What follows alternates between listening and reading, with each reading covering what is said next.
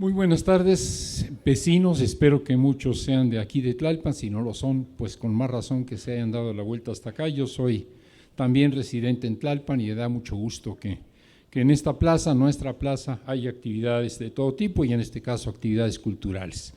Voy a hablar de América Latina, voy a hablar de lo que llamamos algunos nuestra América, para referirnos no únicamente a Latinoamérica, sino también a Latinoamérica y el Caribe, para englobar a este subcontinente, el continente latinoamericano, pero también a las islas del Caribe, que son parte de esta América grande, que son parte de lo que llamó José Martí nuestra América, y algunos hemos retomado con una sola palabra, nuestra América que hoy está en acción, que hoy está convulsionada, que hoy está en movimiento, y nosotros, claro, como parte de esta nuestra América. Escribí lo que voy a decirles para tratar de ir al grano, de no salirme del tema y de disponer de tiempo, una media hora más, espero tardarme media hora en la exposición, para conversar con ustedes sobre los temas que voy a abordar. Paso pues a leer el texto y después tendremos el intercambio que ustedes deseen. Por 15 años, por 3 lustros ya, nuestra América ha sido laboratorio de cambios sociales justicieros, de cambios sociales libertarios. No revoluciones al modo de las del siglo XX, al modo de las del siglo pasado, sino mudanzas de nuevo tipo, mudanzas impulsadas por una combinación, una virtuosa combinación, diría yo, de movimientos sociales y triunfos electorales que permitieron tanto rupturas radicales en el orden anterior como cambios graduales, acumulativos, gestores de una nueva correlación de fuerzas en el subcontinente y de una inédita direccionalidad en el curso histórico de esta nuestra América. Un viraje con altas y bajas, con quiebres regresivos. Esto es inevitable cuando la transición se opera con democracia y con pluralismo político. Las únicas revoluciones que siguen en una línea de continuidad son las que están encabezadas por dictaduras revolucionarias, y esto no es, por fortuna, lo que está sucediendo en el Cono Sur, sino por países muy progresistas, muy avanzados, muy reformistas, y que además siguen operando en el contexto del pluralismo político.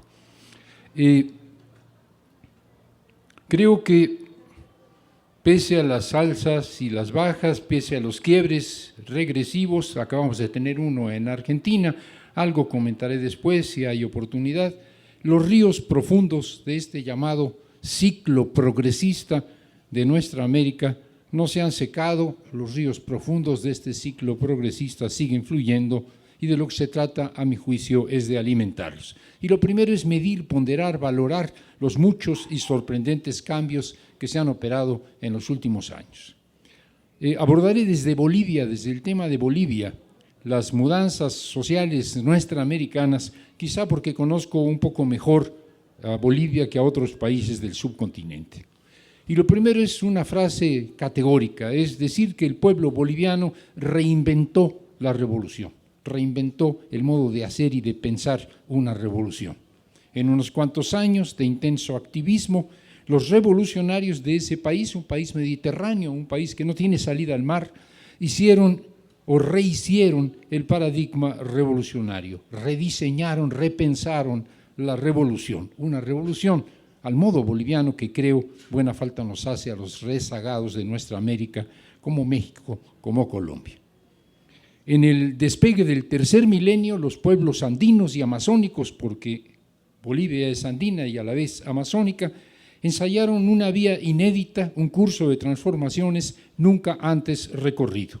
Concibieron y realizaron una revolución nueva, de nuevo tipo, un vuelco social que se aparta de la canónica Revolución Francesa de 1789, una revolución cuyo modelo siguieron con más o menos apego todas las revoluciones del muy revolucionario siglo XX. Y el modelo era más o menos derrocamiento violento del gobierno, expropiaciones y ejecuciones perentorias, dictadura revolucionaria y por lo general largos años de penuria, sino es que de hambrunas y mortandad. Así eran, así parecían tener que ser las revoluciones en el siglo XX, en el XIX incluso, y a fines del XVIII con la Gran Revolución Francesa.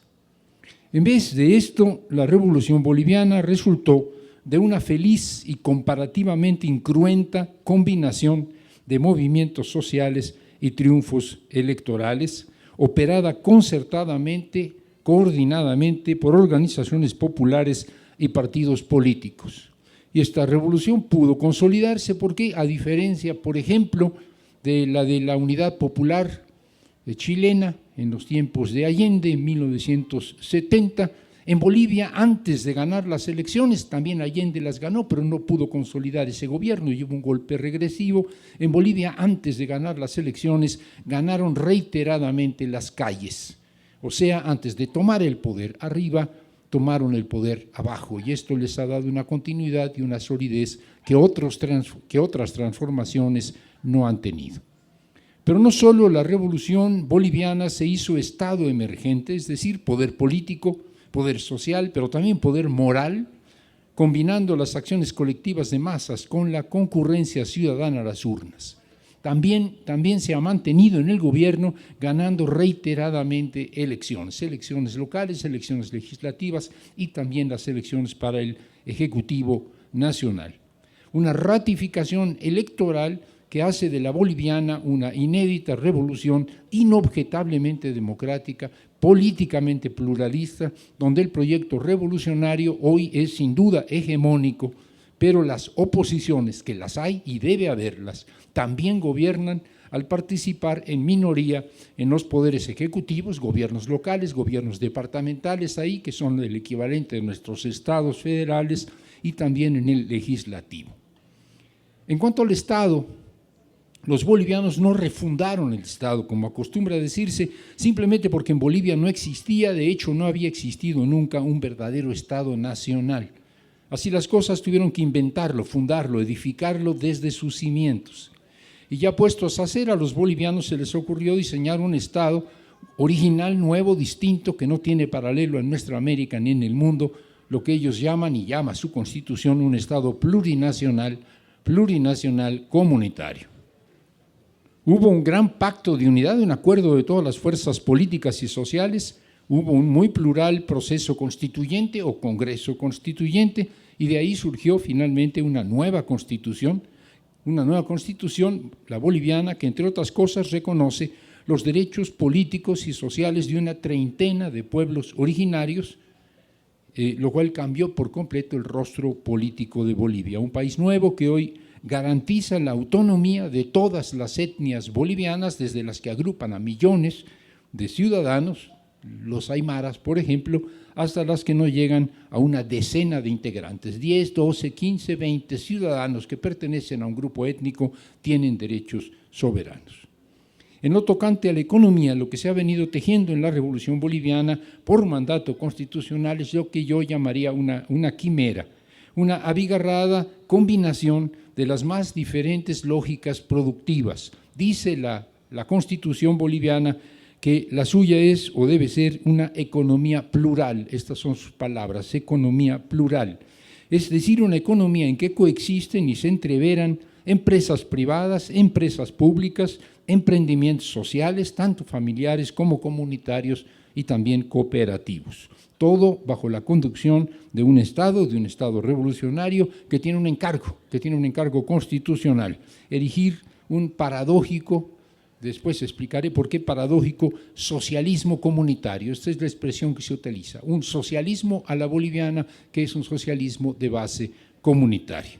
Y digo que socialismo comunitario es un concepto paradójico porque antes, en el siglo XX y aún antes, en el XIX, se pensaba que el socialismo, que tendría que llegar algún día, tenía como punto de partida el capitalismo y que el capitalismo debía negar y superar a su vez la comunidad. Tenía que partir de la disolución de la comunidad. Pero resulta que en Bolivia, como también en México, como en el resto de nuestra América y en buena parte del mundo, las comunidades persisten, las comunidades siguen ahí, y las comunidades son o serán o pretenden ser la base de este nuevo tipo de socialismo, un socialismo comunitario. En el caso de Bolivia, el AILU, la comunidad andina, es el cimiento del inédito orden al que los bolivianos aspiran a llegar. Por si fuera poco, la revolución boliviana, es importante decirlo, ha sido una revolución de bienestar. No solo una revolución del buen vivir, quienes hayan escuchado o leído algo de esto sabrán que buen vivir, suma causa y suma camaña en estos países, andino-amazónicos, significa vivir bien o buen vivir. No es solo el buen vivir como paradigma, no es solo el buen vivir como aspiración, como proyecto. Cuando digo que han sido revoluciones del bienestar, quiero decir bienestar aquí y ahora. Una revolución que desde el principio, que desde el mero principio, se tradujo en mejores condiciones de vida y trabajo para las mayorías populares. Las transformaciones revolucionarias en Bolivia empezaron por el incremento del empleo, la elevación de los ingresos, la mayor cobertura y calidad de los servicios, todo lo cual sacó a muchos bolivianos de la pobreza extrema.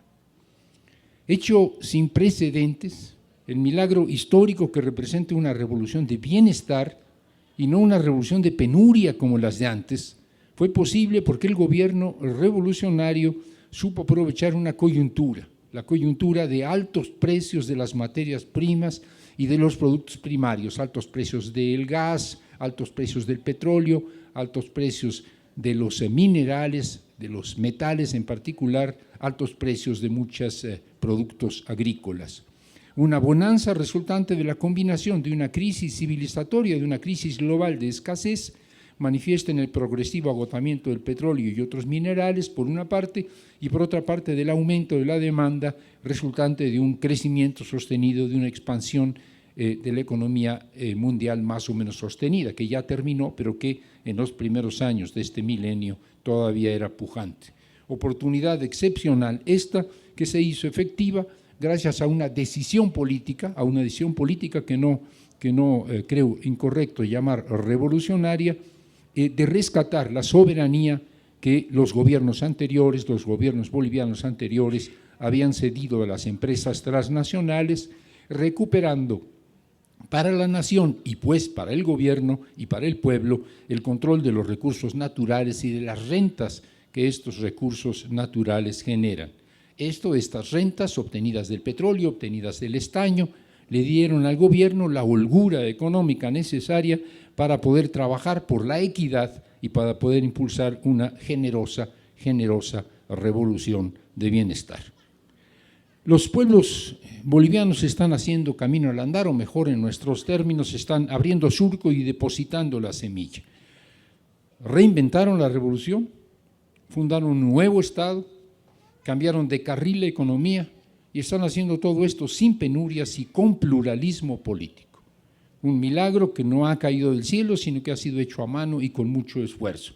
Así contado parece fácil, no lo es, y será todavía más complicado ahora, en que la economía mundial se estanca, lo sabemos, desde 2008 más o menos, ahora pues que la economía mundial se estanca, ahora en que caen los precios de las materias primas y del petróleo en particular, ahora que refluyen los capitales y se elevan las tasas de interés, imponiendo severas restricciones a las economías emergentes como todas las del Cono Sur, pero también en particular de la boliviana, que de hoy en adelante tendrán que moverse en escenarios de estrechez, en escenarios internacionales muy difíciles. Algunos dicen en la prensa, en los medios, en las redes sociales, que terminó el llamado ciclo progresista, ese ciclo que iniciaron Chávez en Venezuela, Lula en Brasil, los Kirchner en Argentina y obviamente Evo Morales en Bolivia, como Correa en Ecuador. No creo yo que este ciclo progresista haya terminado. Lo que sí terminó, lo que sí cambió es el ciclo económico, lo que a su vez demanda cambiar forzosamente el modelo de desarrollo inicial de estos países, cuya palanca era la recuperación, inversión y redistribución de las rentas. De lo que se trata ahora es de depender cada vez menos de la puesta en valor de los recursos naturales, del petróleo, de la minería, de los recursos agrícolas, y cada vez más del trabajo de los bolivianos y la boliviana. Y el difícil tránsito de pasar de la bonanza a la austeridad hacerlo sin perder el respaldo y la energía social que han hecho posibles la revolución. Este es el reto, no es poca cosa, pero lo están enfrentando. Pero esto es Bolivia, de la que hablé porque la conozco un poco mejor que otros países del Cono Sur. Pero Bolivia no es la excepción, sino solo un ejemplo. La mayor parte de los países de esta nuestra América han emprendido, cada uno a su modo, la apasionante aventura post-neoliberal. Venezuela, Ecuador, Brasil, Argentina, Chile, Uruguay, Bolivia, evidentemente, eligieron gobiernos de izquierda. Y uso aquí el concepto izquierda en términos relativos, no una sustancia política a la que habría que definir y nos podríamos tardar mucho en ponernos de acuerdo en qué entendemos cada quien por izquierda, sino en un sentido relativo, es decir, un lugar en la gama de las posturas contendientes. Si hay derecha, hay izquierda. Y estos gobiernos de izquierda, también llamados progresistas, resultaron del hartazgo, del repudio de los pueblos al capitalismo desmecatado, canalla, salvaje, han dicho algunos, que se impuso en el último tercio del siglo XX. El saldo mayor de estas transformaciones, que repito, se presentan en Venezuela, en Ecuador, en Brasil, en Argentina, en Chile, en Uruguay, en Bolivia, el mayor saldo de estas revoluciones es, a mi juicio, la dignidad, la autoestima que hoy tienen los hombres y mujeres del subcontinente. Y decir dignidad, decir autoestima, decir orgullo de ser, es algo que hoy en México debiera llamarnos mucho la atención, porque desde hace un rato los mexicanos estamos perdiendo autoestima, estamos perdiendo el orgullo de ser mexicanos, estamos perdiendo esta celebración de nuestra propia identidad. Y ellos, al revés, en los últimos 15 años la han recuperado. Así pues, el saldo mayor del vuelco a la izquierda es la dignidad, la autoestima.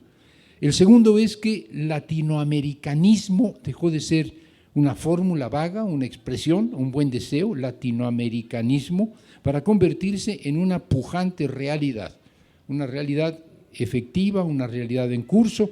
Hoy, cuando menos en el Cono Sur, espero que también los mexicanos, hoy nos conocemos más, hoy nos queremos más. Hoy, por lo tanto, formamos parte, en efecto, de este continente, incluyendo al Caribe, de esta nuestra América, pero también porque se han construido en estos espacios instancias multinacionales, de carácter latinoamericano. Y no solo latinoamericano, al latinoamericano y caribeño, es decir, nuestramericano. El ALBA, Mercosur, la CELAC, UNASUR, Petrocaribe, entre otras. Rechazar, oponerse a las tóxicas recetas del Banco Mundial, a las tóxicas recetas del Fondo Monetario Internacional y hacerlo en países como los nuestros, atrapados por una economía globalizada en que siguen imperando las transnacionales y el capital financiero especulativo, no es para nada algo sencillo, mucho menos cuando las oligarquías locales, nosotros tenemos la nuestra y el imperio, por otro lado, nosotros tenemos una frontera de 3.000 kilómetros con Estados Unidos, presionan por todos los medios, presionan por medio del golpismo, también de la violencia, para evitar que estos países, que estos pueblos se salgan del carril. Y en estos casos, estos triunfos han llevado a nuevos gobiernos progresistas. Ser oposición, y los que son opositores me van a decir que no es cierto, pero ser oposición es sencillo, relativamente fácil, comparativamente fácil. Todo consiste en señalar y combatir una y otra vez los males sistémicos que nos agobian. Oposición es el que critica, el que protesta, el que se opone. Ser gobierno, en cambio, y ser gobierno de izquierda, ser gobierno progresista, es mucho más complicado, es mucho más enredado. Simplificando, podríamos decir que la tarea de la oposición de izquierda, es ir cambiando a favor del pueblo la correlación de fuerzas. En cambio, un gobierno de izquierda debe en principio asumir la correlación de fuerzas de la que ha surgido y la correlación de fuerzas de la que viene su mandato. No puede ir más allá de su propio mandato. Nosotros podemos, los que somos oposición, los que somos movimiento social, los que estamos como ciudadanos o como gremios o como productores, podemos movernos en el ámbito político. El gobierno tiene que ser consecuente con la correlación de fuerzas que lo eligió. Así, el gobierno tiene más recursos institucionales, pero menos margen de maniobra. Un gobierno está siempre atado. En cambio, la oposición y los movimientos sociales de oposición tienen menos aparatos institucionales, pero tienen mucha más libertad de acción. Así las cosas, gobierno, movimientos sociales, gobierno, es decir, tener el poder y estar a la vez en la oposición o en el apoyo y la oposición, es una combinación virtuosa. El que la oposición devenga gobierno no debiera cancelar la movilización social, no solo para apoyar al gobierno progresista, si fuera el caso, sino también para cuestionarlo, también para criticarlo, también para empujarlo desde abajo. A esta relación entre movimientos sociales opositores y gobiernos de izquierda, opositores a ciertos problemas, a ciertos conflictos y a veces a ciertas decisiones, el vicepresidente de Bolivia, Álvaro García Linera, lo llama tensiones creativas de la revolución o contradicciones creativas dentro de la revolución, es decir, que las contradicciones, que las confrontaciones, que los conflictos en el seno de un proceso de transformación nos enriquecen y no nos empobrecen, que no hay que ver las contradicciones y las tensiones, otros hablarían de contradicciones y tensiones en el seno del pueblo o de los pueblos, no tienen que ser vistas con temor, sino que tienen que ser vistas como un motivo de reflexión que nos enriquece políticamente. Aunque ciertamente a veces las tensiones en el seno de estos procesos progresistas de transformación no son tan creativas como quisiera García Linera, sea porque los gobiernos progresistas pierden pie, pierden impulso o extravían el rumbo y se equivocan, sea también porque las oposiciones sociales o políticas se dejan arrastrar por el inmediatismo, por los particularismos y eventualmente son convocadas a apoyar movimientos de derecha, una derecha latinoamericana, no puedo abundar mucho en esto, quizás en la conversación que tengamos después lo pueda hacer, una derecha latinoamericana que está descubriendo que los movimientos sociales pueden ser un arma. Los movimientos sociales ya no son solo movimientos sociales de izquierda, hay cada vez más movimientos sociales de derecha en nuestro continente. En una coyuntura como esta, algunos temas polémicos cobran visibilidad al ser retomados por los expertos, al ser retomados por los analistas. Uno es el llamado extractivismo, quizás algunos de ustedes hayan escuchado la expresión, un término con el que se estigmatiza las políticas de Estado que conducen a una excesiva e insostenible dependencia económica respecto de las exportaciones primarias. Otro tema también muy sensible es la dificultad de conciliar, de mantener el equilibrio entre los derechos autonómicos de los pueblos originarios, que son muchos en una misma nación, con el interés de esta nación, presuntamente representado por el Estado.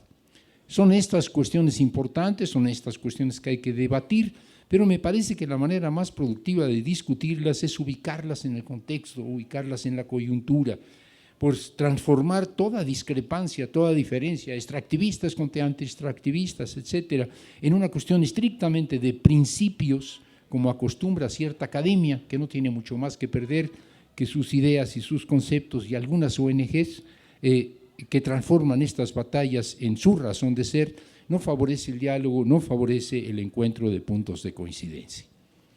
Pero el problema con las ideas de izquierda que están involucradas en estos procesos, el problema mayor que yo veo no es el problema del debate en torno al extractivismo, no es el problema del debate en torno a las autonomías y el interés nacional, sino el que una parte del pensamiento crítico, del pensamiento de izquierda, sigue mirando con los ojos del siglo XX, quizás los ojos del siglo XIX y del siglo XX, los procesos ocurridos en nuestra América en el arranque del siglo XXI. Seguimos pensando lo que pasa como si estuviéramos aún en el siglo XX o aún en el siglo XIX y no en el siglo XXI como estamos. Siguen pensando una revolución, por ejemplo, o un socialismo, por ejemplo, que quedaron atrás. Es este pensamiento de izquierda incapaz de percibir las vertiginosas y diría yo felicísimas novedades revolucionarias que nos trajo el tercer milenio. Todo empezó simbólicamente en 1998 en Venezuela, al encabezar, cuando Chávez encabeza la derrota del ALCA junto con Kirchner, entonces el que inicia los gobiernos progresistas en Argentina, Néstor Kirchner, y junto con Lula da Silva en Brasil, Chávez, Lula, Kirchner logran frenar el ALCA, que era un proyecto imperial, que era un proyecto estadounidense, inaugurar los tiempos del ALBA, de otro proyecto, un proyecto nuestroamericano. Con esto, Hugo Chávez deviene el padre fundador de la nueva América boliviana, hoy desaparecido. Emblema de la indianidad empoderada, Evo Morales, el brasileño, es artífice del primer Estado plurinacional comunitario del continente y del mundo. Es una novedad política global. La nueva Constitución de Ecuador hoy encabezado por Correa, la Constitución de Montecristi, porque ahí se construyó, ahí se cocinó esta Constitución, le mueve el piso a la teoría jurídica liberal al reconocer los derechos de la Pachamama, los derechos de la naturaleza. Los gobiernos del brasileño Partido de los Trabajadores redujeron muy dramáticamente la pobreza extrema, redujeron muy notablemente en millones de personas la desigualdad social en uno de los países más desiguales del planeta, como es Brasil. Los Kirchner llevaron a la Argentina del corralito, del control sobre los ahorros de los ciudadanos en los bancos, y a la Argentina del que se vayan todos, a la tenaz reconstrucción, tanto la economía como, me parece más importante, de la dignidad nacional. Y esos gobiernos de izquierda y otros ganaron elecciones una y otra vez. Ciertamente en Argentina acaban de perderlas y muy previsiblemente en Venezuela se perderá el legislativo que tenía hasta ahora mayoría del Partido Unificado, del Partido Socialista Unificado. Y nos preguntamos, ¿estamos viviendo el fin del ciclo progresista? Veamos, dignidad, soberanía, libertades, democracia, pluralismo y participación son, pienso yo, las dimensiones sociopolíticas del viraje nuestroamericano en curso. Las repito, dignidad, soberanía, libertades, democracia, pluralismo, participación, en grados diferentes según el país. Viraje que en el ámbito económico se tradujo en recuperación soberana de los recursos naturales y redistribución democrática de una parte de sus rentas, aprovechando para ello la fase expansiva global y la apreciación, la elevación del precio de las materias primas, de las llamadas commodities. De estos logros y de los factores que los posibilitaron, lo que sin duda terminó con la caída de los precios del petróleo, de los metales, en general de las commodities, es el ciclo económico anterior, por lo tanto el modelo de desarrollo que se había sustentado en este ciclo económico. Terminó esta situación expansiva de la economía y esta alza de los precios de las commodities, y con ello termina un ciclo económico expansivo, pero no necesariamente termina un ciclo político, no necesariamente termina un ciclo social, no necesariamente pues concluyó el ciclo progresista en lo político y en lo social. Dimensiones, la económica y la político-social, que sin embargo están relacionadas, pues sabemos que la legitimidad de los gobiernos de izquierda en este nuestro continente depende en parte del bienestar y la inclusión social que han podido propiciar. Pero una cosa es que estén relacionadas el ciclo económico y el modelo que propicia, y el otro es las dimensiones y los valores políticos sociales, y otra cosa es que se confundan lo uno con lo otro. Terminó el ciclo económico, no necesariamente el ciclo político-social.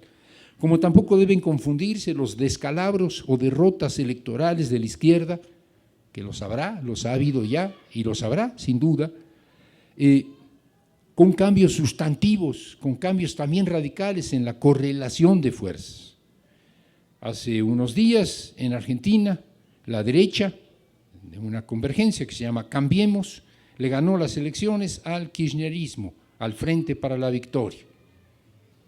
El día 6 en Venezuela, muy previsiblemente, sería un milagro que no ocurriera así, en elecciones legislativas, el Partido Socialista Unificado perderá la mayoría de diputados frente a la Mesa de Unidad Democrática, que es de derecha. En tanto, en Brasil, los conservadores capitalizan el descrédito del gobierno de Dilma Rousseff, que es del Partido de los Trabajadores, y lo mismo sucede en Ecuador con la oposición a algunas de las propuestas, por cierto, propuestas progresistas del gobierno de Correa. Paradójicamente, estos retrocesos electorales, diría yo, de la izquierda gobernante, son en parte resultado de sus avances, pues la mayor base social de las fuerzas conservadoras son clases medias, precisamente esas clases medias que se forjaron al calor de estos gobiernos progresistas y que fueron robustecidas por las políticas que hoy combaten. Es una paradoja que en la política se da. Quienes salieron de la pobreza hoy reclaman a estos gobiernos y a estas corrientes políticas que encabezaron las acciones que los sacaron de la pobreza, porque ya no siguen ofreciendo el ascenso social que al principio sí pudieron ofrecer. Pero este vuelco en las mayorías electorales, creo, no debe confundirse con un vuelco en la hegemonía, es decir, en la convicción ciudadana que han construido durante varios lustros los gobiernos de izquierda y los movimientos sociales que los llevaron al poder.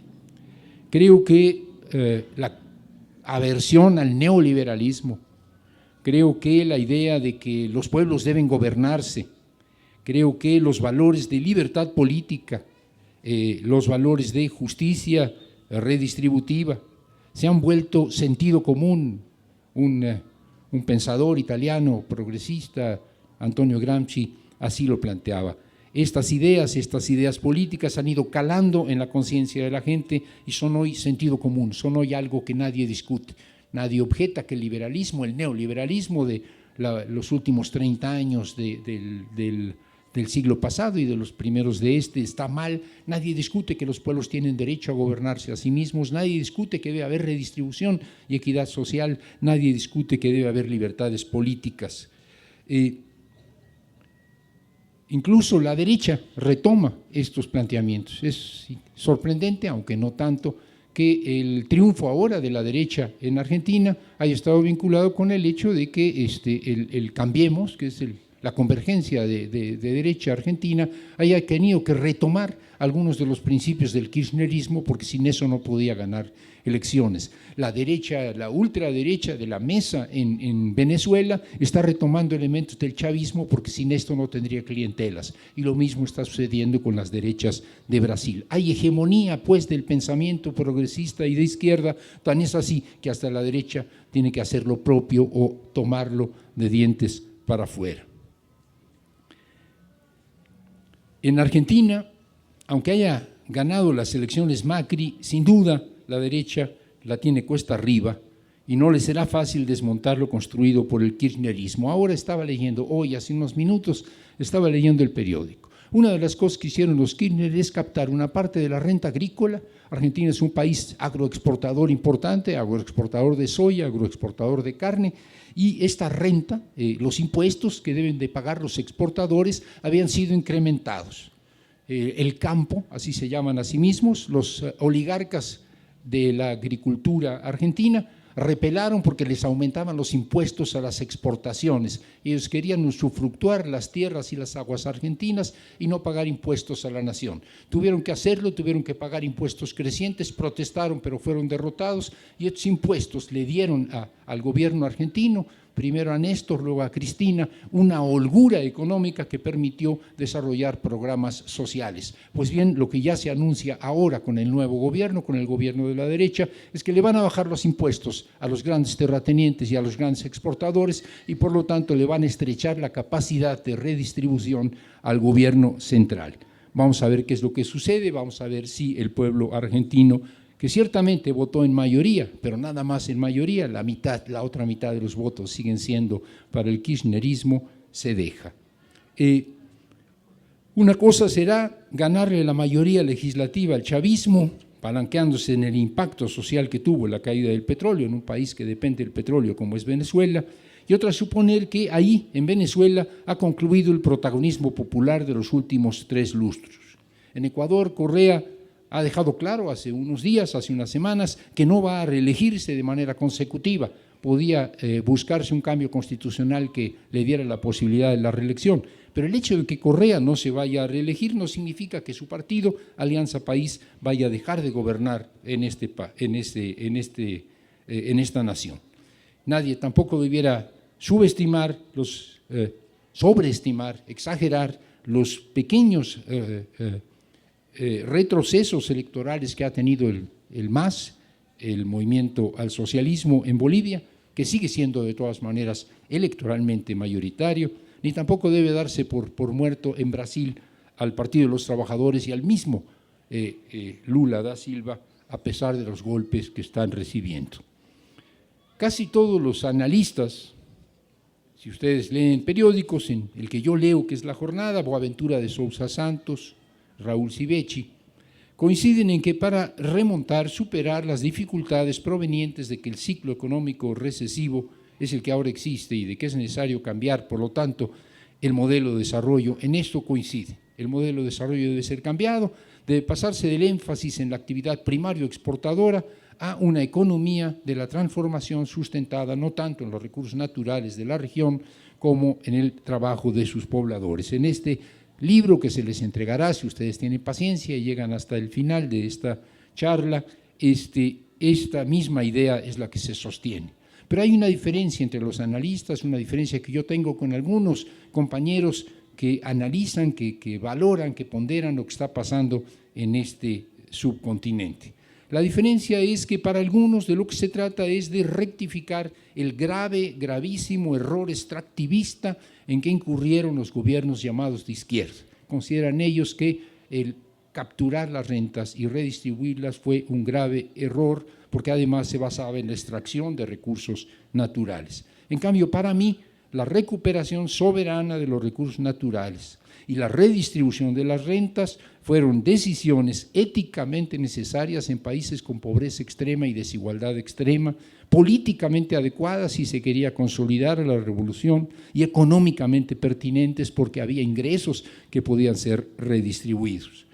Y todo ello hizo posible por un tiempo la consolidación de los cambios progresistas en el subcontinente.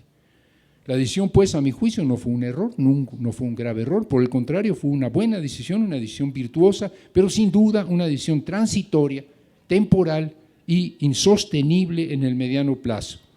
Una decisión apoyarse en el rentismo, apoyarse en la extracción de recursos naturales, que ciertamente debilitó políticas paralelas de fomento productivo, que habiéndose planteado desde el principio, tanto en la Constitución de Ecuador, por ejemplo, como en la Constitución de Bolivia, por ejemplo, se plantea la necesidad de pasar de la extracción de recursos naturales a una economía de la transformación, pero a pesar de que esto estaba en su Constitución y de que se hicieron intentos, era difícil que el rentismo permitiera pasar estas acciones alternativas de economía real, puesto que competir con la lógica del mercado que convoca a maximizar los resultados económicos inmediatos es complicado. Es mucho más fácil vivir de la renta, sacar los productos y venderlos, que invertir productivamente. Venezuela lleva 15 años y no ha logrado remontarlo, y no es que no lo intente. Bolivia lo está intentando, Ecuador lo está intentando, simplemente no es fácil. Y lo otro es que hay que luchar contra la lógica político-electoral que convoca a privilegiar los avances inmediatos en bienestar por sobre la sostenibilidad estratégica de estos avances. En términos políticos, en términos políticos sociales, la idea es redistribuir, la idea es mejorar el ingreso de la gente, mejorarlo de manera inmediata, mejorarlo de manera fácil, de manera clara, de manera perceptible, porque esto es lo que además permite seguir ganando elecciones, perdón que lo diga así con esta crudeza, es decir, puede tener un sentido clientelar, y sabemos de lo que estamos hablando en México, aunque ya quisiéramos que redistribuyeran el ingreso y mejoraran el nivel de vida de la gente con tal de ganar elecciones.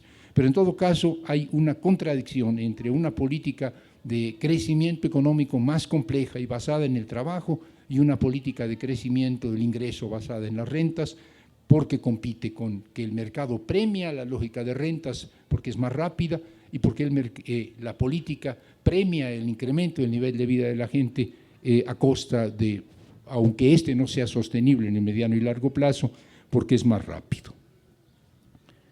El que esto es, pues, insostenible, que fue justo durante 10, 15 años, pero que hoy no puede seguirse repitiendo, se los planteó ya Raúl Castro, hoy al frente de los destinos de esta isla de nuestra América que es Cuba.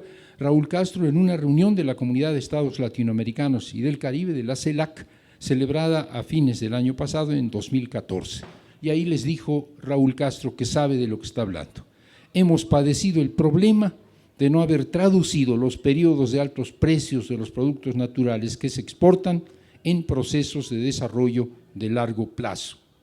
Así le sucedió a Cuba con el azúcar, básicamente con la caña y el azúcar, así le sucedió a Venezuela con el petróleo y así le sucede en mayor o menor grado con todos los países que viraron a la izquierda. Y es que en la medida en que se mueven en medio de una economía de mercado y gobiernan en el marco incierto de la pluralidad política, el cambio de pista, el cambio de modelo es de extrema dificultad. No es imposible, pero es complicado. Sin embargo, no hay otra forma de seguir adelante.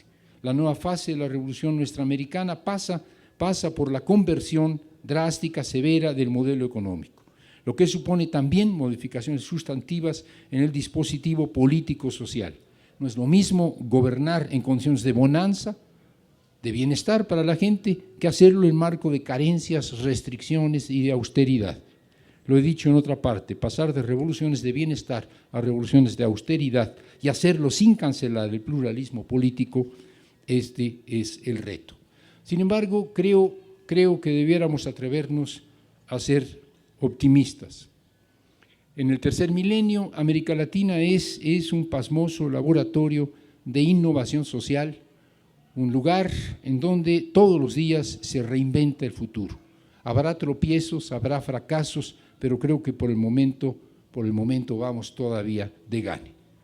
Estoy convencido de que, pese a la ofensiva de la derecha, pese a que el contexto macroeconómico es desfavorable, el proyecto libertario y justiciero seguirá calando en las conciencias y cuando hay cambios constitucionales en las instituciones, de modo que la izquierda seguirá gobernando donde ya lo hace y aún donde pierde el gobierno o donde pierda la mayoría legislativa, seguirá siendo imbatible en términos sociales.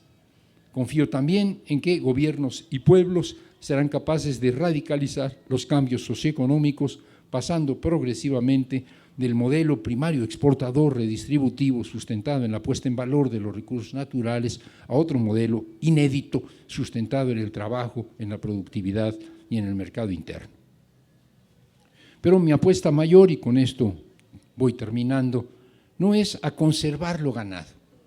Mi apuesta mayor no es que no vuelva a suceder como en Argentina, que se pierde por parte de la izquierda un gobierno y que ahora se pierde el gobierno o la mayoría legislativa en Venezuela y quizás más adelante se pierde el gobierno en Brasil o se pierde el gobierno en Ecuador. Mi apuesta mayor no es conservar lo ganado, sino mi apuesta mayor es que el ciclo progresista se amplíe y que por lo tanto la izquierda avance más y no que no retroceda. Creo que para no retroceder lo que hay que hacer es avanzar. Y este avance tendría que ser sobre todo en dos grandes países de nuestra América, Colombia y México. Dos enormes países del subcontinente hoy gobernados por la derecha neoliberal.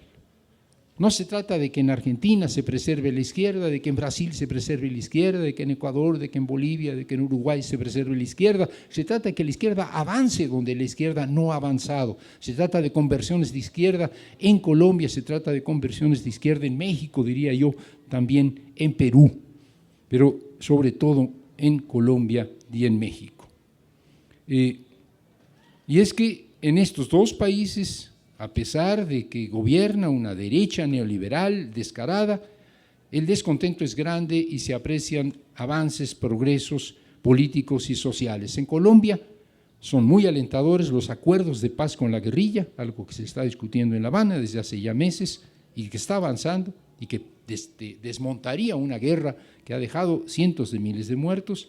Y por otro lado, unos acuerdos de paz que la coyuntura obligó a firmar a un gobierno tan de derecha como es el gobierno de Santos, y paralelamente en la propia Colombia, movimientos sociales como dos grandes paros nacionales agrarios que ponen dentro de las fronteras de este país y no en La Habana el debate sobre el futuro de Colombia.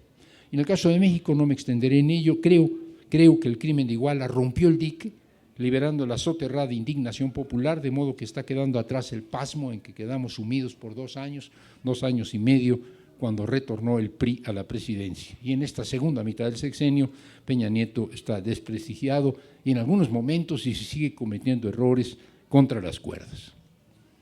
Y si Colombia y México se suman pronto al Frente Progresista, si así sucede, el efecto será continental. En todas partes se fortalecerá la izquierda y el ciclo de cambios progresistas será imparable. Ciertamente para nosotros asumir el papel ahora sí geoestratégico que nos tocó, alimentar con nuevas conversiones a la izquierda el ciclo progresista de nuestra América es un enorme desafío y es una gran responsabilidad porque hoy ya no luchamos solo por nuestra propia emancipación, también por colaborar, por sumar nuestras fuerzas, por ponerle el hombro a la emancipación del subcontinente. La ventaja en esto es que ya no estamos solos, nos vamos integrando progresivamente en un potente movimiento multinacional. Ahora formamos parte, creo que formaremos parte cada vez más del grande, generoso, multicolor, carnavalesco, otro mundismo nuestro americano. La izquierda escéptica, quizás dominante entre los que opinan desde la izquierda escéptica, sostiene que en 15 años nada bueno hicieron los gobiernos disque progresistas del Cono Sur. Esta izquierda escéptica sostiene también que sí, que lo que hicieron, lo hicieron, pero que fue insuficiente. Y para colmo de males dicen, además, ya se acabó. Una evaluación, una ponderación contradictoria, pero que además es un mensaje extremadamente desalentador para los mexicanos y en general para los que aún estamos en esta orilla del río. Para quienes estamos en esta orilla y ahora, cuando nos animemos a tirarnos al agua, nos costará más trabajo cruzar porque hay viento en contra, porque las condiciones son menos favorables que eran hace 15 años, que hace 10 años, que hace 5 años. Pero estamos de este lado de la orilla. Y se nos dice que del otro lado de la orilla el panorama es desolador, que para qué hacemos estos cambios, que para qué elegimos gobiernos progresistas, que para qué intentamos modificar las cosas y finalmente 15 años después todo sigue igual y la derecha vuelve a ganar las elecciones. Pues bien, no, por fortuna este balance es erróneo, este pesimismo es infundado. Lo que ha venido ocurriendo en la otra orilla, en esta otra orilla del Cono Sur, es sin duda estimulante y bien vale un chapuzón. Hay que tirarse al río y hay que cruzarlo. Como se ha visto en la breve reseña que acabo de hacer, son muy abundantes los saldos positivos del viraje subcontinental. En segundo lugar, lejos de cerrarse, el ciclo progresista continúa, con tropiezos, pero continúa, y nuestros hermanos del Cono Sur nos aguardan, nos esperan ansiosos, no los hagamos esperar. Gracias.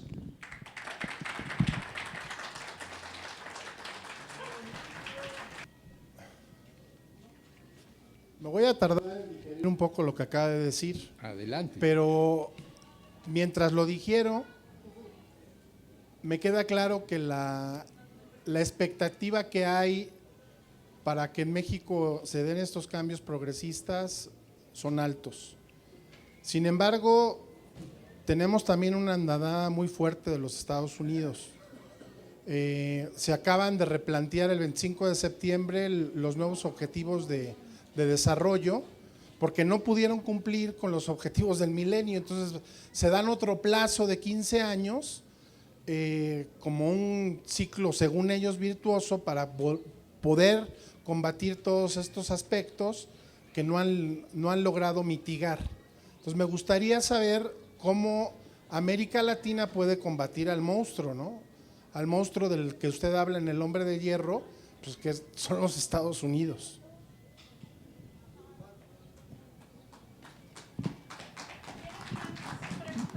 Sí, claro. Sí, justo eso de México, que tiene al lado de Estados Unidos, y una pregunta importante. Bueno, a mí se me haría muy difícil que ganara aquí la izquierda. ¿Y cómo ve para América Latina el triunfo de Podemos en España? Porque a mi forma de ver creo que es más factible que pase eso, justo porque no tienen al imperio al lado.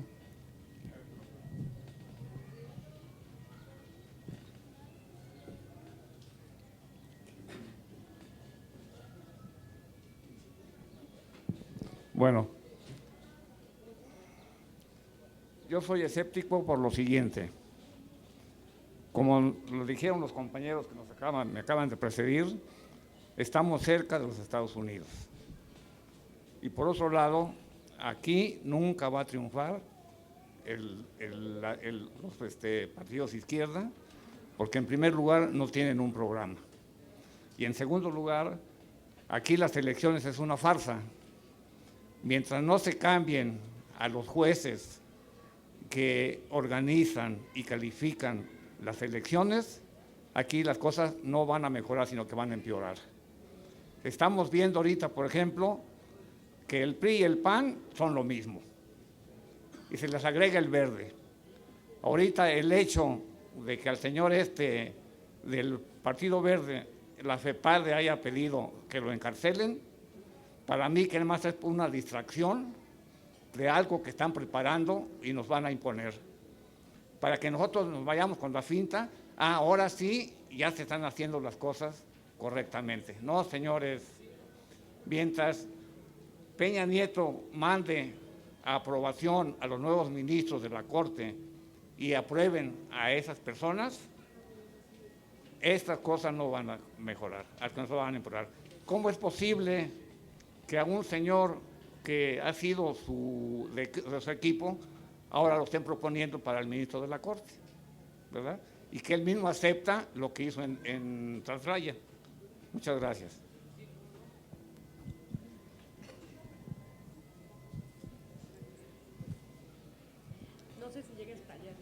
Gracias, buenas tardes. Pues yo también estoy como escéptica, ¿no? Yo creo que la revolución del bienestar que usted menciona de Bolivia para nuestro país es como complicado, ¿no? La democracia, como bien lo mencionan, en México no existe. También considero que es muy complicado para México, todas las limitantes que hay, ¿no? Bueno, no sé, creo que también, le digo, soy escéptica de que se pueda entrar en el ciclo progresista. Creo que en nuestro país impera el capitalismo. No sé, pues nada más es mi opinión. Sí, una más y luego nos damos otra vuelta. La segunda ronda, ¿les parece? Perdón. Sí, ¿qué tal? Pues yo, más bien de escepticismo y pesimismo, yo soy optimista. Yo creo que México sí tiene las condiciones para poder lograr un cambio. Por la coyuntura que ya vivimos, los movimientos estudiantiles 132, lo que sucedió ahora con los 43 desaparecidos, que ha hecho un movimiento de movimientos, y lo que aún sigue persistiendo, y toda la oligarquía política nacional que tenemos, yo sí veo condiciones. Sin embargo, precisamente ya lo comentaban aquí algunos compañeros, la relación que hay con Estados Unidos nos implica precisamente en la estructura institucional tener una certeza democrática de la cual quienes emitimos un voto por alguien de izquierda nos garantiza que ese voto no va a ser lo mismo que viene siendo un fraude. Entonces, yo creo que atravesamos por dos fraudes, 2006, 2012. Aquí la pregunta sería para el doctor, ¿cuál sería su recomendación de aquí al 2018 que puede ser un parteaguas importante para poder conseguir un cambio? Digo, con algún referente de izquierda, y entrar a este nuevo sistema progresista que ha sido en América Latina, porque si bien los gobiernos mexicanos, los gobiernos de izquierda en México desde los locales no se ven en la misma dimensión, obviamente por las circunstancias territoriales, que América Latina, pero ¿cuál usted cree que o consideraría que el panorama para el 2018 y a lo mejor una ruta de acción de acorde a lo que está sucediendo en América Latina? Va a haber una segunda ronda, nomás que se me van a olvidar y a ustedes también se les van a olvidar. Luego nos damos otra vuelta y hasta que se nos haga de noche. A ver, dificultades para México: tenemos 3,000 kilómetros de frontera, tenemos un tratado de libre comercio de América del Norte, tenemos un control de las corporaciones por ejemplo, de las corporaciones mineras, dicen que canadienses, en realidad tienen base en Canadá, pero son transnacionales. Aún si hubiera un cambio de gobierno, tendríamos un Banco de México controlado por un señor que es el que decide lo que la economía puede o no puede hacer. Aún si tuviéramos un gobierno progresista en el Ejecutivo, tendríamos muy probablemente una mayoría legislativa en la Cámara de Senadores y en la Cámara de Diputados de derecha. Tendríamos unos medios de comunicación que, salvo notabilísimas excepciones, están controlados por la derecha. Es decir, el panorama no es fácil, para nada es fácil. No es solamente 3.000 kilómetros de frontera, ya eso es grave, es la penetración no solo de la economía, no solo de las empresas, sino también la penetración de las ideas. De ahí se desprende que esta grado de dificultad nos imposibilita, es decir, que aquí es imposible que ganen las izquierdas como si lo hicieron en el Cono Sur.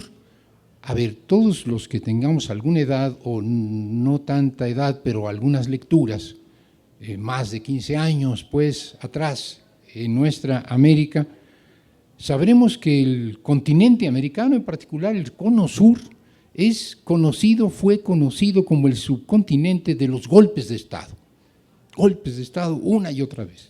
Fue conocido como el subcontinente de las dictaduras militares. Fue conocido como el subcontinente de la represión militar y policíaca a los movimientos, como un continente donde la democracia era simplemente papel mojado. Y en este subcontinente ha habido transformaciones políticas de izquierda en los últimos 15 años. Bueno, si el subcontinente de las dictaduras y de los golpes de Estado pudo, carajo, ya estaría de Dios que nosotros no pudiéramos. Si quieren nos cambiamos a la Tierra del Fuego, ¿no? Para ver si ahí más lejecitos del imperio se nos facilita, pero como no nos podemos cambiar con todo el país, vamos a tener que hacerlo con esta frontera. Insisto, no la tenían fácil. Los sucesivos gobiernos dictatoriales de Banzer, por ejemplo, en Bolivia, bueno, pues aún así tumbaron gobiernos y pusieron un gobierno democrático. Entonces, la experiencia latinoamericana no es que ahí sí, porque pues ahí sí se respetan los votos y se hacen elecciones, ¿no? ¿Cuál?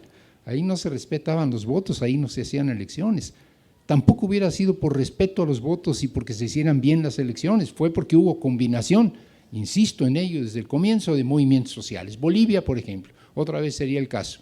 Algunos quizás quienes están interesados en estos asuntos sabrán que hubo una llamada guerra del agua, una verdadera batalla social porque no se privatizara el agua, como aquí se está dando en este momento en México, porque nos quieren imponer una ley, una nueva ley de aguas que va a privatizarlas más de lo que ya están, todas, no solo las aguas de consumo humano, sino también las aguas agrícolas. Pues bien, en Bolivia ha sido una terrible batalla, una fuerte batalla, una poderosa batalla social contra la privatización del agua y luego contra la privatización extrema del gas.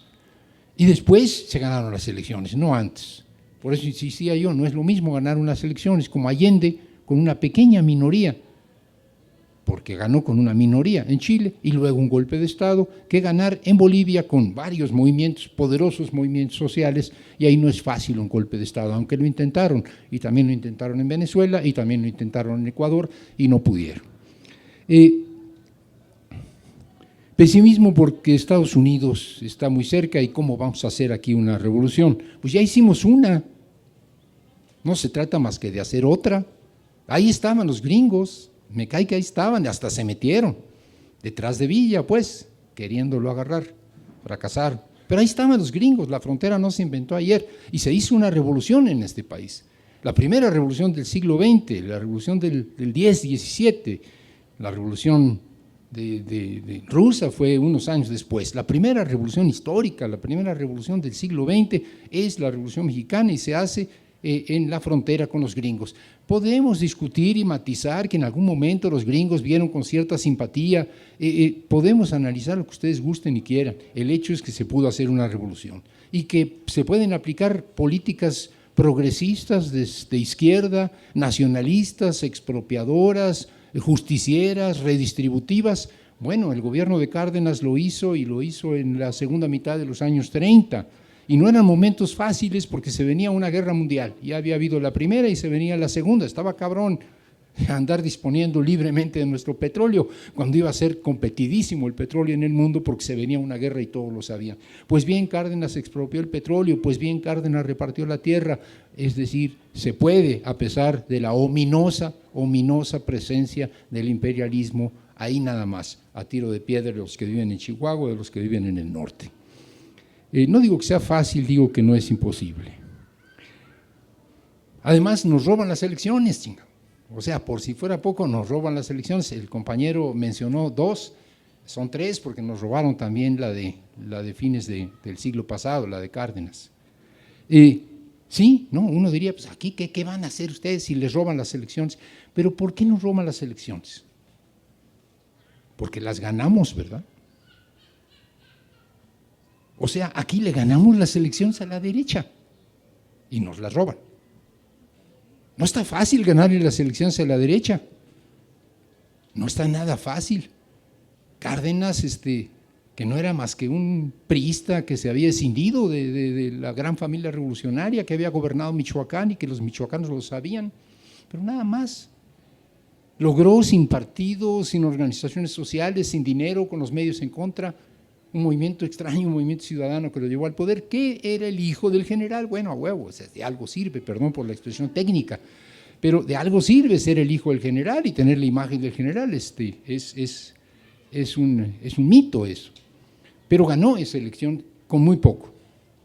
López Obrador le ganó claramente a pesar de las trampas a Calderón, al PAN, que había adoptado las mañas del PRI, y no ganó, pero le compraron la elección en la pasada, la del 12.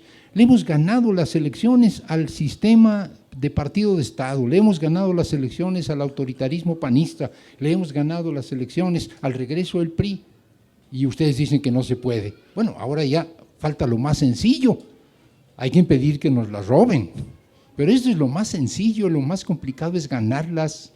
Claro, después de 3 veces que no las roban, la gente va a decir, no, ya para qué votamos, ok.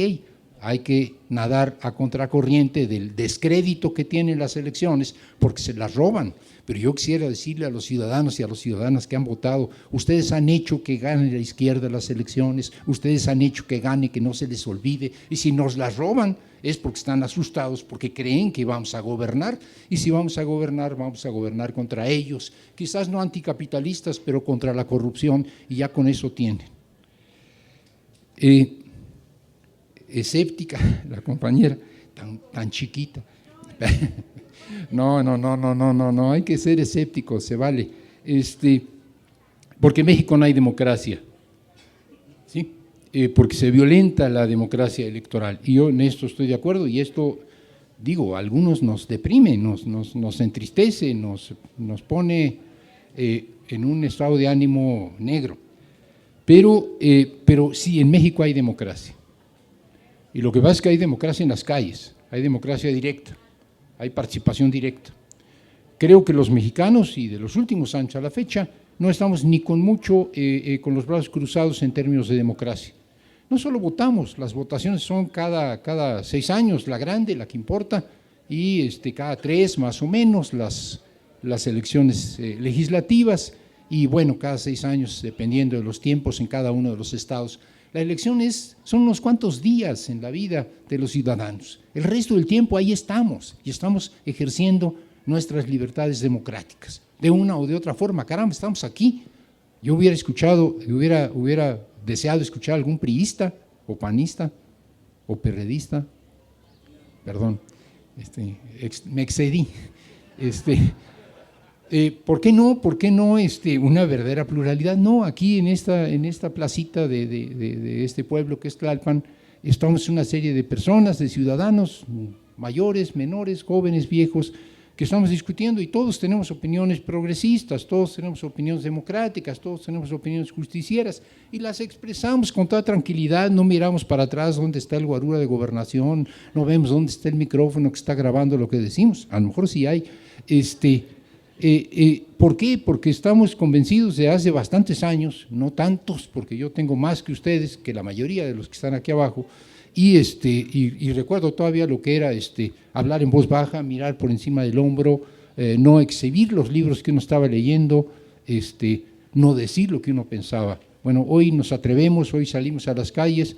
Me voy a la última pregunta de las que hemos escuchado, el 132, o hoy la gran batalla por la aparición con vida de los 43. Los mexicanos estamos ejerciendo la democracia. Esto no es suficiente, no basta con la democracia en las calles, no basta con la democracia en las plazas, no basta con la democracia en las asambleas. Es necesario también que quienes ocupan los cargos de poder en este país sean electos democráticamente y sean controlados y fiscalizados democráticamente. Y esto es lo que nos falta. Ya tenemos la democracia directa, ya tenemos la democracia participativa, ahora nos falta la representativa. Y finalmente, el optimismo, ¿no? Tuvimos el 132, sí. Si, digamos, a principios de 2012, alguien hubiera dicho, es que los jóvenes van a cambiar este país porque los jóvenes son la fuerza social y política que nos hace falta, hubieran dicho que los jóvenes de esa generación perdida no servían para nada, que estaban despolitizados, que estaban en las redes sociales, que todo les valía madres y que no intervenían en nada más que sus cuerpos, con el piercing y con los tatuajes, que la intervención social no era de ellos. Y de pronto, y a partir del Ibero, válgame Dios, a partir del Ibero, nada menos que a partir del Ibero, se viene un poderoso movimiento que no fue chilango. El 68 fue chilango básicamente, estoy hablando de hace muchos años. El 132 fue de todo el país, se incorporaron estudiantes de todo el país, realmente se incorporaron y hubo movilizaciones masivas en Guadalajara, en Monterrey, por ejemplo. Entonces sí, el 132 demostró que algo que parecía imposible no era imposible, que los jóvenes actuaran políticamente. ¿Que dejaron de actuar? Bueno, pues es que nadie dura todo el tiempo, ni siquiera en la vida sexual se aguanta tanto rato. Es por un ratito, dura un ratito, mientras dure es bonito y luego se acaba y luego vuelve a empezar, no se preocupen, va a volver a haber gran participación de jóvenes estudiantes de clase media de las ciudades. Pero mientras tanto ya tenemos un poderosísimo movimiento de otros jóvenes, no estudiantes, o más bien no de ese tipo de estudiantes, sino de clase media, porque la persona mencionó también el movimiento de Ayotzinapa. Y los jóvenes de Ayotzinapa son estudiantes, no como los del Ibero, ciertamente, y el movimiento de los maestros que apoyan la lucha contra la reforma educativa o presunta reforma educativa y la aparición de los jóvenes de Ayotzinapa son también maestros jóvenes en su mayoría. Tenemos un movimiento de jóvenes y un movimiento de estudiantes, de los normalistas, que tiene otro perfil, no es el del 132. Y finalmente, ¿qué onda qué hacemos respecto del 2018? Olvidarse del 2018. Si nos estamos preparando para el 2018 va a ser terriblemente, no hay manera, los prolegómenos no pueden durar tanto rato. Necesitamos actuar aquí y ahora con las demandas, con las protestas, con las resistencias que se nos imponen todos los días. Y no es inmediatismo, es que la palanca está en los movimientos de aquí y de ahora. En este momento tenemos, por ejemplo, una batalla importantísima, complejadísima, en la que a veces se cometen errores, que es contra la presunta reforma educativa, que no es una reforma educativa, si lo fuera, de otra cosa estaríamos hablando. Que para que se transforme en una reforma educativa necesitarían abrir el debate nacional, porque hay quienes tienen propuestas reales. Contra esta reforma educativa luchan los maestros y no solo los maestros. Esta es la batalla de ahorita. Estar trabajando para el 2018 es estar dando hoy la batalla contra la reforma educativa. Estar trabajando para el 2018, estar dando hoy la batalla por la aparición de los 43 y por los culpables de que no aparezcan. Dar la batalla por el 2018 como prepararse, entrenarse, levantar pesas, reclutar ciudadanos que vayan a votar ese mero día. Es absolutamente inútil. La gente no cambia el mundo el día de las elecciones, cambia el mundo semanas, meses, años antes, cuando se decide a participar, se decide a concientizarse. Y si el día de las elecciones dicen, ya estoy hasta la madre de que roben mi voto y yo no voy a votar, no importa, compañero. No importa, ya nos vimos en las calles, ya nos encontramos en los mítines, ya nos encontramos en la protesta, esto es lo que importa. Y bueno, sí, ojalá que la mayoría se decida a votar, porque eso también importa. Entonces, ¿cómo nos preparamos para el 2018? Dejando de lado de momento el asunto del 2018, que no nos deje en paz, yo sé, y preocupándonos mucho más por la coyuntura. Es la resistencia aquí y ahora. respondí algunas de las preguntas y hay todavía varias más y algunos repetidores también. ¿Dónde anda el?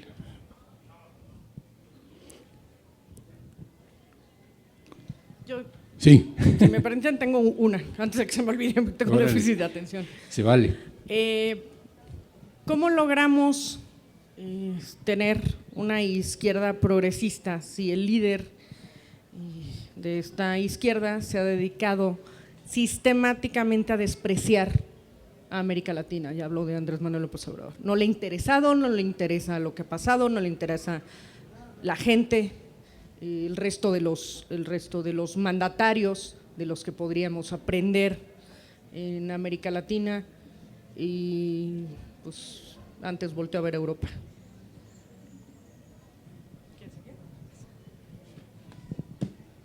Justo para no ser tan pesimista, quiero decir que yo no lo veo tan complicado de tener el imperio al lado, ya que históricamente no habíamos tenido la oportunidad de tener a bastantes mexicanos, a bastantes inmigrantes en su territorio, ¿no? Entonces yo creo que esto es algo bueno, por así decirlo, para el cambio también de ellos. Y ¿qué se está haciendo para que ellos justo vivan mejor? O sea, Noroña proponía que ellos pudieran elegir a su al que está en la embajada, y también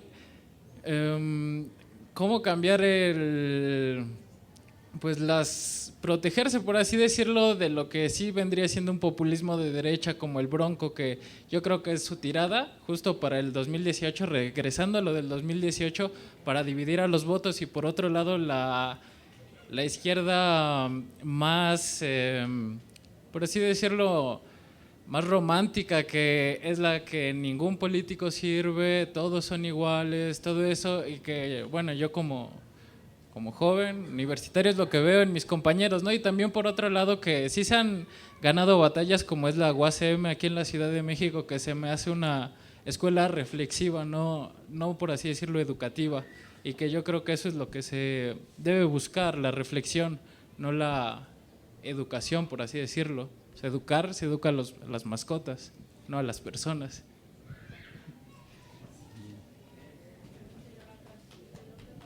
¿Ya era la última? ¿Y era repetición? ¿Está bien? Vale, ya. Bueno, yo creo que la izquierda mexicana es muy cuestionable, ¿no? ¿Qué izquierda es la que nos representa en México comparada con la de América Latina? Bueno, no sé, creo que podemos tener muchos ejemplos en América Latina sobre las izquierdas, pero simplemente aquí en México, no sé si decirlo, pero tenemos el ejemplo del Ejército Zapatista de Liberación Nacional, ¿no? Que ha podido pues combatir no solo con el imperio, que va más allá de la cultura y demás, pero no sé, a lo que voy es que la izquierda que actualmente nos representa, ya lo decía la compañera que habló, es muy, muy cuestionable, ¿no? Pero sin embargo no es tan desesperanzador que México pueda llegar algún día a tener justicia, a tener libertad, a tener, no sé, una condición de vida mejor para todas y todos.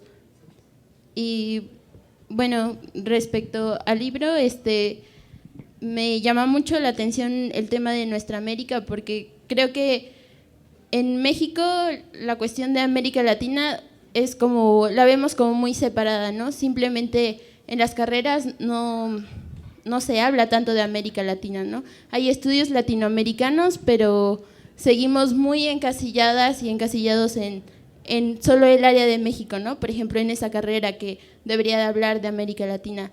Entonces creo que todo es como una cuestión muy estructural del continente y muy cuestionable, y para ponernos a pensar cómo vamos a retomar esa unidad latinoamericana que decía Martín, ¿no? Por ejemplo. Claro. Otra repetidora, ¿está bien? Sí, gracias. ¿Ahora ya no optimista? No. Ahora ya soy optimista, no es cierto. Bueno, para dejar de lado el escepticismo, ¿no? ¿Cómo como jóvenes podemos contribuir al cambio, ¿no? Al cambio social. ¿Cómo contribuimos en la revolución del bienestar? ¿Cómo podemos nosotros definir la revolución del bienestar para el cambio en nuestro país? Bueno, ahora sí, la primera pregunta no es fácil. ¿Cómo tener una izquierda progresista, una izquierda de inspiración que se inspire en las experiencias latinoamericanas, en los errores y en los aciertos, en los que se hace bien y lo que se hace mal, en lo que no es suficiente y lo que sí es suficiente, cuando López Obrador no pela? Bueno, pues allá él, es su problema. La verdad es que los líderes todos, y López Obrador inevitablemente es un personaje que se ha ganado su liderazgo, y si no se lo hubiera ganado, el recorrido reiterado del país una y otra vez hace que se gane ese liderazgo. No tiene sensibilidad, hace unos años no tenía pasaporte, le han hecho manita de puerco para que vaya a visitar a los compatriotas que están del otro lado, en Estados Unidos. No está abierto a esta problemática. Yo creo que es una limitación de López Obrador. Ojalá que López Obrador cambie. Ahora ese es el problema de él, no es el nuestro, de los que estamos aquí. El problema grave con nosotros no es que López Obrador no pele a América Latina. El problema, como decía la compañera, y lo decía bien, es que en general los mexicanos no atendemos los asuntos del resto de nuestra América, y ni siquiera los de Centroamérica, que serían los vecinos inmediatos, ¿no? O sea, de Mesoamérica o de América del Norte y América del Centro. Entonces, lo primero es abrirnos a lo que está pasando nosotros, cada uno de nosotros, y entonces sí poder reclamar a un líder o a alguien que encabeza un movimiento, para bien o para mal, lo encabeza. Tienes que prestar atención a América Latina porque está pasando esto y esto y esto. No hablo mucho con López Obrador, para nada, pero tuve una oportunidad de viajar con él en avión, ya no me acuerdo dónde íbamos, creo que a Tabasco, y me preguntaba sobre América Latina. Yo le decía más o menos cómo veía yo los procesos en Ecuador y en Bolivia. Es decir, su interés tiene, pero no demasiado, ciertamente. Y no público además, lo cual es importante. Lo otro es que hay algunos que sí cuidan su imagen internacional y que hacen viajes y que recorren el país y que se van a Estados Unidos. Yo prefiero que la deformación de un líder sea andar recorriendo municipio por municipio. Es vicio ya, es vicio. Yo creo que ya es una deformación profesional, pero está recorriendo municipio por municipio que andarse placeando en los escenarios internacionales. Es mejor lo uno que lo otro, pero finalmente es ciertamente una limitación, y esto va a depender de nosotros, no de que lo cambiemos a él, sino de que nosotros modifiquemos las prácticas de la izquierda. La otra es, hay riesgos.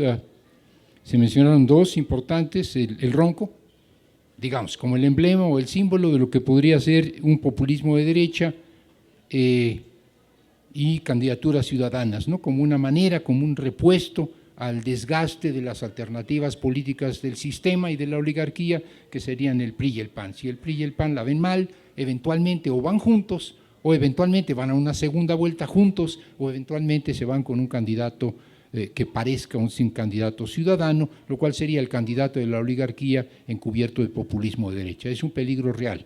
Y el otro que señalas es una izquierda escéptica, una izquierda descreída, una izquierda que dice que todos son iguales. Y son dos peligros complementarios, porque esa izquierda que dice todos son iguales, dice el Ronco y López Obrador son iguales.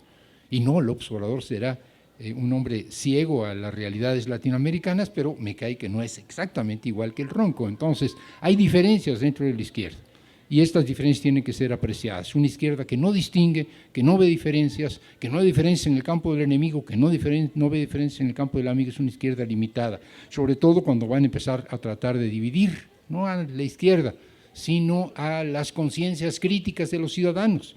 Vamos creyendo más en un hombre que no tiene trayectoria política, que es un empresario, etcétera. El fenómeno Fox, que por jovencitos que estén algunos aquí, pues ya les tocó. Bueno, es el fenómeno Fox, es ni siquiera populismo, pero bueno, es la imagen de un empresario que por no ser político profesional va a resolver las cosas. Es un peligro serio, porque es un peligro que representa una carta del enemigo. El otro es una debilidad, el que la izquierda escéptica confunde la realidad y ve todas las contradicciones como todas las contradicciones fueran iguales, ¿no? Cuando hay que sacar de donde estén a los 43, o hay que revelar quiénes son los que cometieron el crimen, todos estamos en eso, todos estamos unidos. Y alguien que diga que se excluye a alguien de esa lucha está cometiendo un grave error. En esa lucha todos estamos incluidos. En una lucha contra la reforma educativa ya no somos tantos, pero somos muchos también los que estamos incluidos, incluyendo algunos panistas. El que lee el periódico, en redes sociales se entere, pues un tal Corral que también en este momento y en esta lucha, pues anda por este lado más bien. Pero si se trata de otra cosa, pues con Corral no contamos. Para ciertas cosas, a lo mejor hasta con el PRD, perdón lo que estoy diciendo, y a lo mejor hasta con el Movimiento Ciudadano, y a lo mejor con el PT, o lo que quede del PT, para ciertas cosas, para otras no, ni a la esquina. Es decir, hay que ver cuál es el sapo y entonces veremos cuál es la pedrada. Y no sumar todas las fuerzas necesarias es no poder acabar con el sapo. Y sumar fuerzas que no podemos sumar porque no jalan en esa batalla y porque van a ser traidores es también un error. El problema es el análisis concreto de la coyuntura concreta, y ya estoy divagando, pero bueno, finalmente es cierto que de eso se trata. La izquierda mexicana cuestionable y que no nos representa, la compañera, aparte de las observaciones muy pertinentes de que en estudios latinoamericanos no necesariamente el centro es… Ok, estás hablando de la Facultad de Filosofía, ¿sí? Pues sí. Ok, esta izquierda no nos representa, pues ¿quién ha dicho que nos representa? Yo no le he dado ninguna autoridad para que diga que nos represente esa izquierda, que no nos representa. Estamos hablando de la izquierda moderna, de la izquierda institucional, de la izquierda entrista, de la izquierda que tiene el ser de izquierda del lado de la cartera y no del lado del corazón. Bueno, esa izquierda no nos representa, sin duda no nos representa, eso no es excusa. Nosotros somos nuestra propia representación de la izquierda, o debiéramos ser nuestra propia representación de la izquierda. Y después la compañera hizo una referencia que es importante porque no se había escuchado y yo no la mencioné, que es el ZLN. Son 20 años ya, 20 años de un clarinazo que modificó en muchos sentidos la conciencia de los ciudadanos de México y del mundo.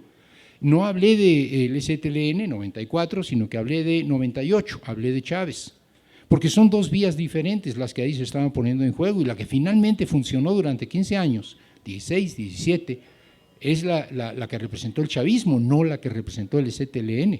Pero sin el ZLN a nivel continental, y yo diría que a nivel mundial, la nueva izquierda que surgió después, que surgió en el arranque del siglo XXI, no hubiera arrancado. Sí creo que la vía que propuso y que sigue proponiendo el ZLN de una resistencia abajo y a la izquierda y de la creación de poderes locales no es el camino que ha seguido. Contra todos los opinadores de izquierda, o muchos de los opinadores de izquierda, los que yo conozco, en los últimos 10, 15 años quizás, el protagonismo de la izquierda en América Latina han sido los gobiernos. Es una mala palabra. ¿Cómo que los gobiernos no pueden ser protagonistas de Estado? Sí, todos somos más o menos anarquistas, todos odiamos al gobierno y pensamos que el poder corrompe, pero el hecho es que en los últimos 15 años en América Latina, los que han estado haciendo los cambios que pueden hacerse desde el gobierno, que no son muchos, por cierto, han sido los gobiernos. Bueno, el problema es con los movimientos que se fueron a dormir, o como los osos se fueron a hibernar. Entonces, creo que hay que ver cuáles han sido las vías, pero una cosa es reconocer que diríamos de 98 hasta el 15, cuando menos, la vía que representó el chavismo, que venía del Caracazo, o sea, venía de un movimiento social muy poderoso, terriblemente reprimido, y venía de un intento de golpe de Estado de izquierda. O sea, Chávez no se inventó en la elección que ganó, ya venía desde antes, y en Venezuela había habido muy poderosos movimientos sociales, que esa vía, combinación movimientos sociales, participación electoral, fue la que funcionó durante los primeros 15 años del nuevo milenio. Esto hace que como alternativa, como opción, el ZLN sea marginal. Marginal no quiero decir que esté borrado. Hoy sigue habiendo muchos para quienes el ZLN representa la reserva de dignidad política y de inquebrantable decisión de cambio verdadero en el mundo y obviamente en México. Y me parece muy bien, pero hay que ver que hay otras vías que han sido recorridas y que han sido exploradas. Entonces yo diría el 94 fue un clarinazo, pero el inicio del proceso de las conversiones progresistas de centroizquierda en América Latina no fue en el 94, fue en el 98. Es parte de la tarea de hacer la evaluación. Algunos dirían, olvídense, lo que iniciamos en 98 con el chavismo ya se cerró, el ciclo está terminado, yo no creo que esté terminado, pero sin duda se entra en una nueva fase. Pues creo que no se me está olvidando ninguna pregunta. Les agradezco muchísimo la paciencia, les agradezco muchísimo que confirmen mi opinión de que la gente que está aquí es gente progresista y que no todos sean tan pesimistas.